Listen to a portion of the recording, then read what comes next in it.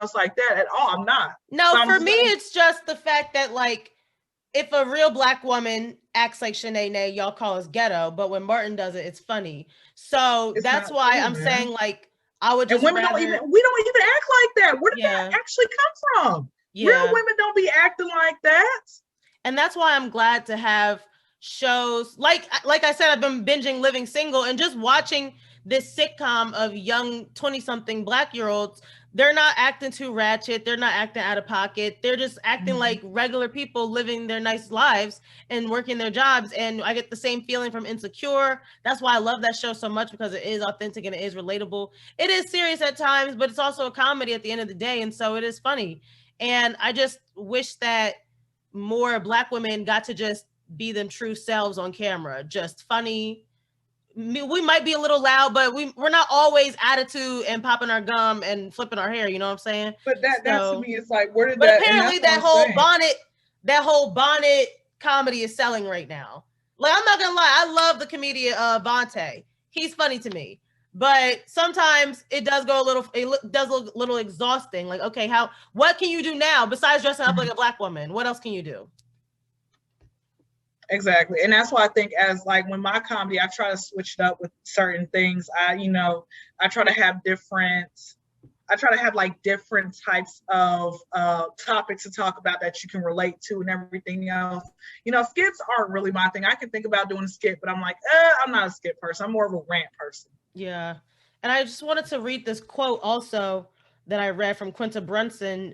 She's a female Black comedian, and she said, "Some of the most creative things I see are not the most successful, but they're the most advancing and genre bending and help create the new waves." So she's talking about how, like, some of the most funny people that she knows aren't even on TV.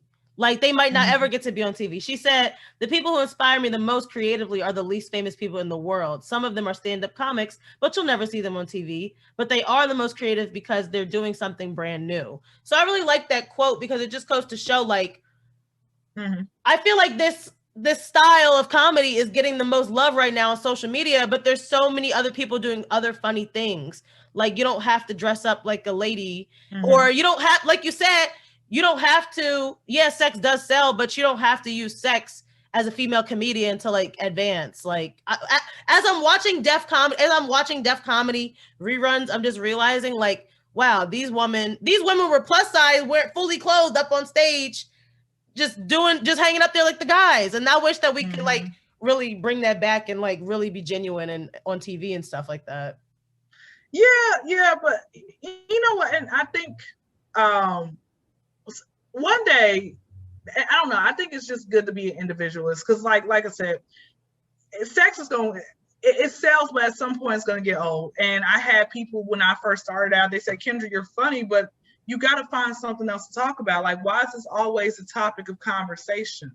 And I had people who were, when I started off with like maybe 10 subscribers on my Snapchat, 10 followers, they were like, "Kyndra, like, gotta do something else." And I'm like, okay, let me go start studying after other comedians. So I started, like, going after some men and stuff like that, because the only other comedians I thought about was Monique, some more, and what's her name? She's plus size, she's older. Her face is, she's blonde, the short blonde. She's was she on the Parkers? She is blonde, like really buzz cut type blonde, like a Dennis Luke. I cannot. I think it starts with an L. I feel like it starts with an L. It'll come to me. It'll come to me. Lucille, not Lucille. It'll come to me. It will come to me. But okay. But it's like, I was thinking about her, and then I would look at their material, and I'm like, yeah, this is kind of sexually charged. You know what? I'm gonna go ahead and Lunel. Yeah, see, I got the L right. Stuff like that. But I think also, like I said, for as women, it's going to be hard, in a sense, because men already have this, oh, well, you're going to have to sexualize yourself. There have been men who don't even want to look my way, who are in the industry, if I'm not doing something for them. Yeah. I'm like, sir, like, is that what you want to be known as? Person just tricks off, like, you jigaboo. That's what you are. That's what you are on your tombstone. That actually leads me to another quote that I heard from Wayne Brady about not really making content for other people. And you touched on this earlier and just now as well. He said, creativity is the freedom to make not only what makes other people happy, but to make what makes you happy. If those two things happen to coincide, you've hit the lottery. Be free to create. What we end up doing, especially in show business where there's a lot of money on the line, is people create with this, oh, this thing has to be the next big hit. I hope everybody enjoys it, having that in mind. And then if people don't like you, you hate yourself afterwards. Have fun in the creation. If it works, great. If not, you'll still be happy with it.